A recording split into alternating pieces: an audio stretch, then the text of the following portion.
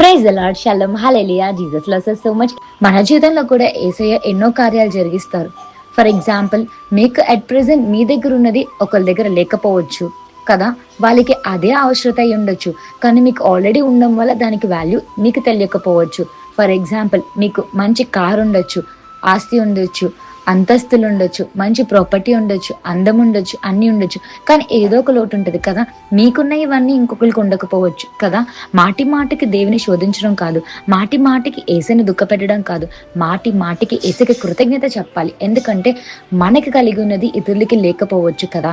So మనకి కలిగి ఉన్న ప్రతి విషయానికి దేవునికి కృతజ్ఞత పూర్వకంగా జీవించాలి. ఈరోజు దేవుడు ఒక మంచి జాబ్ ఇచ్చారే అనుకో, ఈరోజు ఏసై మనకి ఒక మంచి ప్లేస్ లో పెట్టారు. మేబీ శాలరీ తక్కువ ఉండొచ్చేమో, కానీ ఏసైకి సమస్తము తెలుసు కదా ఆయన ఎందు నిమిత్తం అక్కడ పెట్టారో. ఓకే, జాబ్ లేనంత వరకు జాబ్ లేదంటారు, జాబ్ వచ్చిన తర్వాత శాలరీ తక్కువ అంటారు కదా. ఇది ఎంతవరకు కరెక్ట్? ఒక్కసారి మిమ్మల్ని మీరు పరీక్షించుకోండి. ఎగ్జాంపుల్ గా చెప్తున్నాను, ఏసై ఇచ్చారు జాబ్ అంటే అందులో శాలరీ ఇంక్రిమెంట్ కూడా ఏసై ఇస్తారు. మనం చేయాల్సింది ఏంటంటే ప్రార్థన చేయడమే. ఏసై మిగతాదంతా చూసుకుంటారు.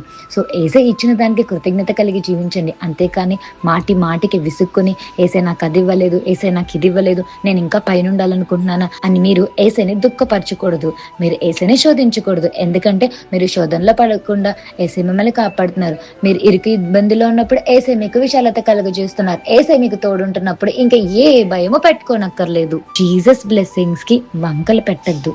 జీసస్ ఆశీర్వదించిన దానికి కృతజ్ఞత కలిగి జీవించండి. మాటి మాటికి ఏసై దగ్గరికి వెళ్ళి నాకు ఇది చేయలేదు అది చేయలేదు అనకుండా ఇది చేసావు తండ్రి వందనాలు అని చెప్పండి. ఇచ్చిన దాంట్లో సాటిస్ఫై అవ్వండి. ఇంకా సమృద్ధిగా దేవుడు మీ జీవితాన్ని దీవించును గాక. ఆమేన్. Have a blessed day in Christ Jesus. Jesus loves us so much. Amen.